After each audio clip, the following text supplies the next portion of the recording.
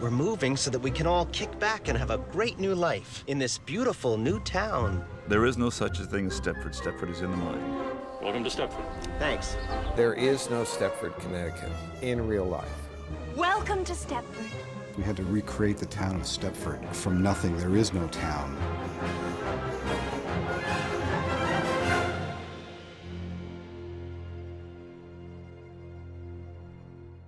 Thank you, and action, please! What we were after was a sense of the modern suburb, of the McMansion suburb, of the tech boom homes that people suddenly could afford. The look of Stepford is defined by new money.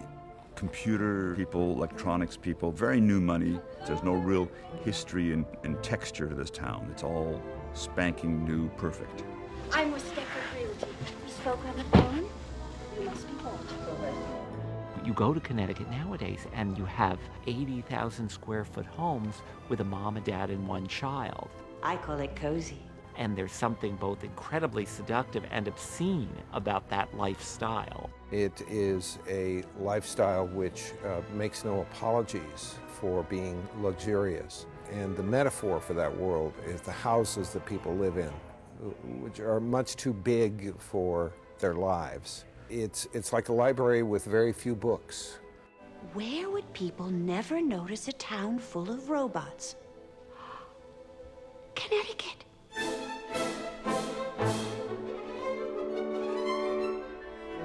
Well, I grew up in this town where we're shooting right now. Greenwich, Connecticut is my hometown. You know, it's kind of surreal for me because Round Hill Road is my childhood road. And to drive down Round Hill Road into this particular world is rather bizarre.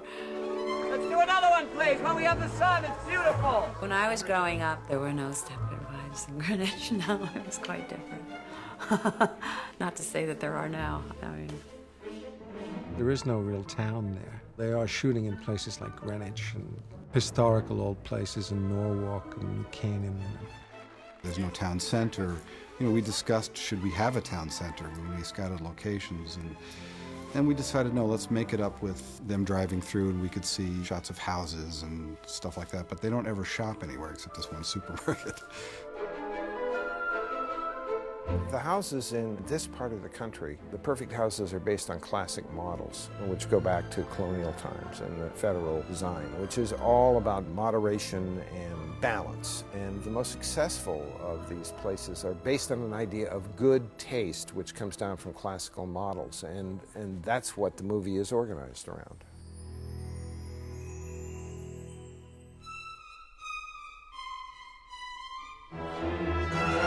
I always knew this movie needed a very distinctive look, a look that could be immediately identified as pure Stepford.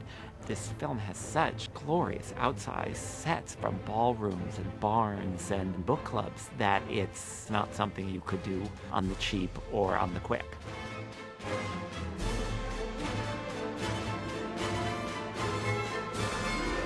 We built more than we thought.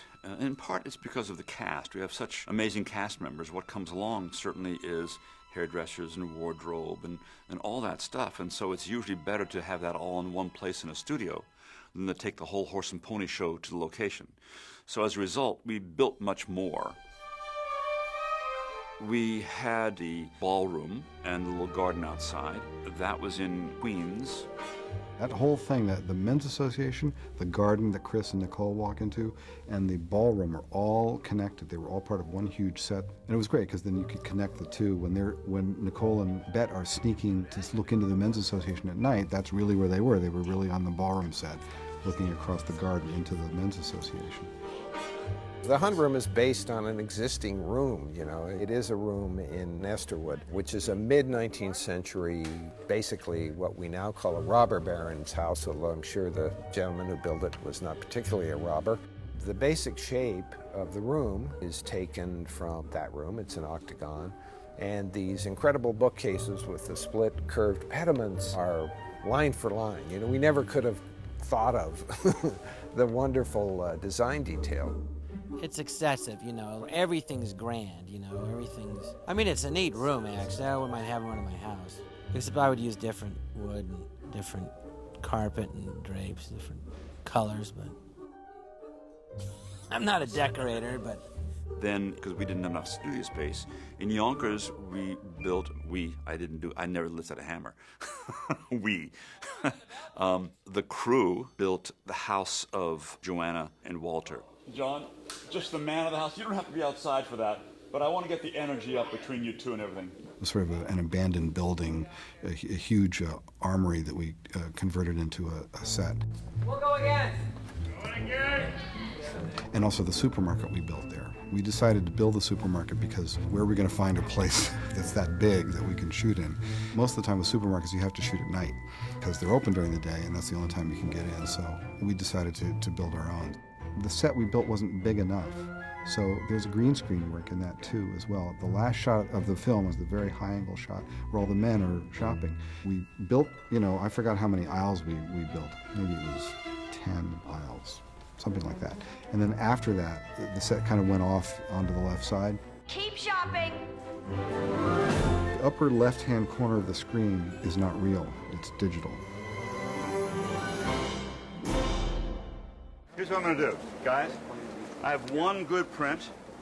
I'm running very late, but I'm going to give myself 2 more takes, and then it's do or die. We just have one. One more take, then. Do or die. That's what I thought. One more take. I meant one more take. Okay? One of the joys of doing this movie, and actually it was a joy that I found out, it was an opportunity to kind of do a huge old Hollywood film with all the gorgeous costumes.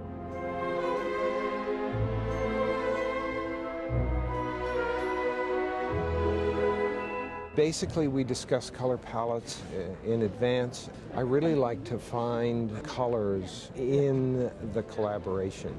So with Ann Roth, the wardrobe designer, I kind of tapped into their minds, because the surfaces that I deal with are what these things are seen against.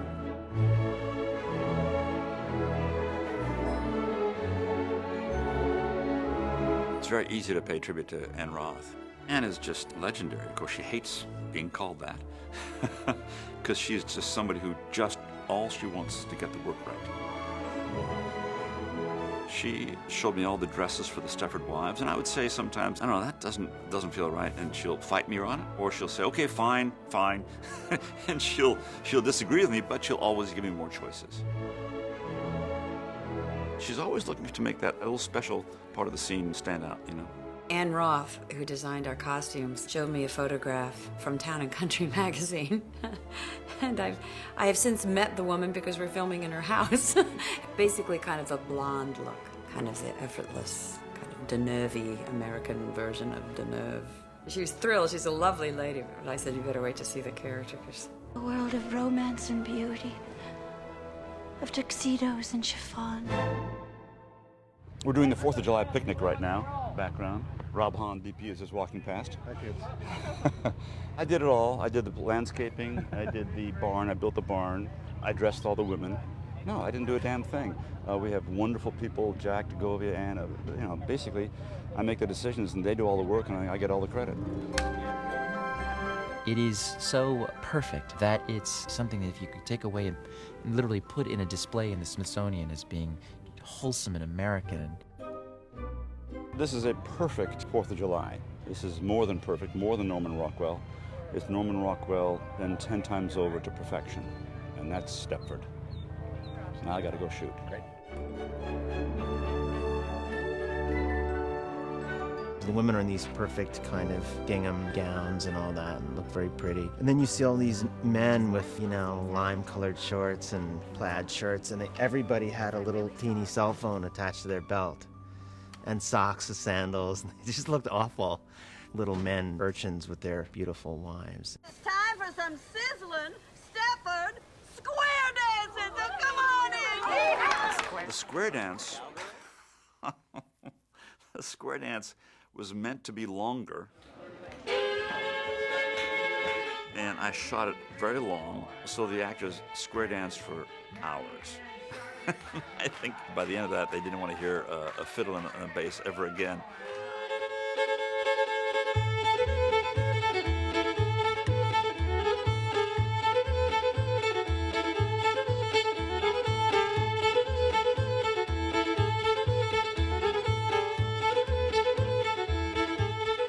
complicated there because there's a couple things going on. Joanna and then Bobby and her Roger, they just met outside for the first time. So inside, they had to dance in such a way that they start to, almost like a folk dance, where you start to have a relationship in the dance, build a relationship. Because the next time you see them, all of a sudden they're close. So you can't go from meeting each other for the first time and all of a sudden you're close. You had to have something. That was great.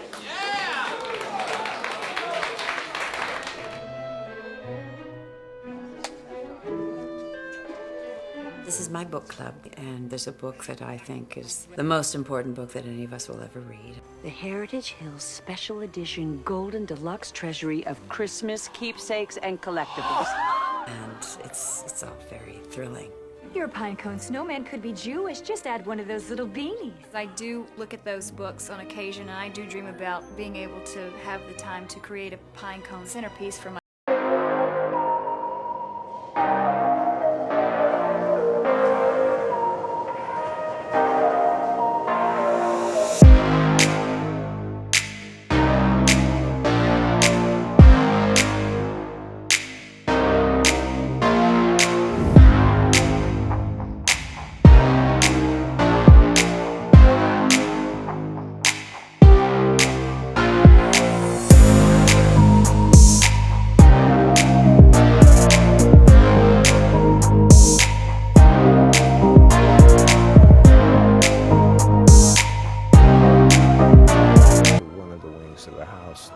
Yeah, I mean, it looks like it belongs to the house there, the way it sets on the backyard. It's very lovely, so maybe they left it there, I don't know.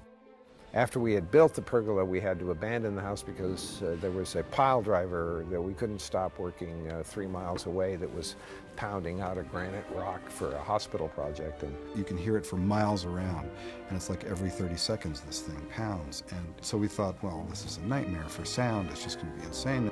We looked around and we didn't find anything that had the freshness and beauty of that place, so we made arrangements, came back very late in the summer and shot it. I'm glad we did. It is the model from which all else flows, because Claire and Mike are those who are aspired to. That's all marvelous. You're stronger, you're faster, you're a better dancer, a better driver. You're a better tennis player. You've always learned at least 6 figures. Lockwood, of course, was the men's association in the original Stepford Wives. By coincidence, we used the very same interior mansion that Brian Forbes used in the original. So when you see Nick walking into what was called the rotunda, what you realize is that Catherine Ross walked those same steps. That was pretty amazing that we just happened to have that place. It was perfect. Oh, boys! It's a wonderful place, and we were able to refurbish it, repaint it, refresh it according to restoration standards. Sadly enough, these houses, part of our heritage, which we want our children to experience, are falling apart because nobody has the money to maintain them. So we were able to maybe preserve a part of it for a little bit longer, bring it back to its former glory. Where's Walter? We had to pre-rig the entire location. We built a grid at the very top of the room of the rotunda, and there was a ceiling above the ceiling, and we were able to get to that. And so we had basically rigged that place. We rigged that place like it was like a studio. What it was, I've always seen it as a druid ceremony, or one of those ceremonies where you sacrifice a goat or something. The more pompous it becomes, the more self-important the men seem. So the reason it's all like a druid ceremony is because the men need this to feel important. If they just grabbed or made a robot, they wouldn't feel important. So Chris's character created this. When the beer came up, it's all visual effects. It's called a bier, I don't know, a B-I-E-R. Obviously that floor at Lockwood Matthews Mansion doesn't open up. We had to then shoot in the studio a floor that had a hole in it and opened it up, and that body that laid on the beer was a mannequin. And then the visual effects people are the ones who actually had the eyes open. There's a big high shot that ends the sequence, The way we did that is we shot on the real location with nobody in the middle of the room. Then months later, we were on the soundstage in Astoria. We built a platform that could actually descend. And we put Nicole and Matthew in this platform that would descend. We actually lit them so that when they went down, light came up out of the thing and actually hit Matthew and Nicole because they didn't want to do that digitally. And what they did is they mated the two together.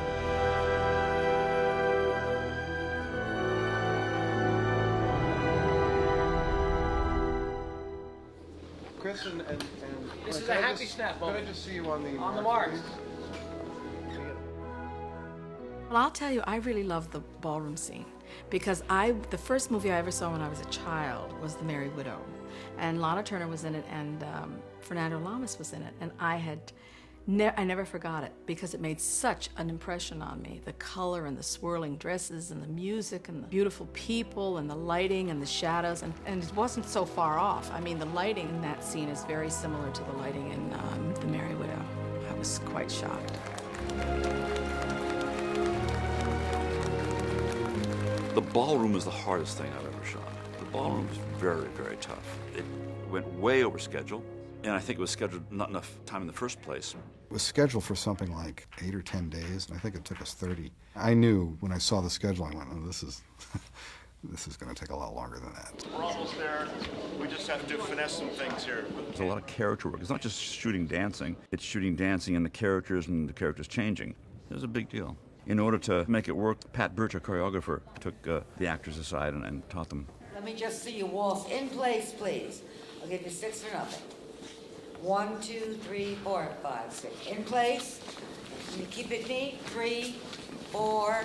In place. 6. Some of you are not on the beat.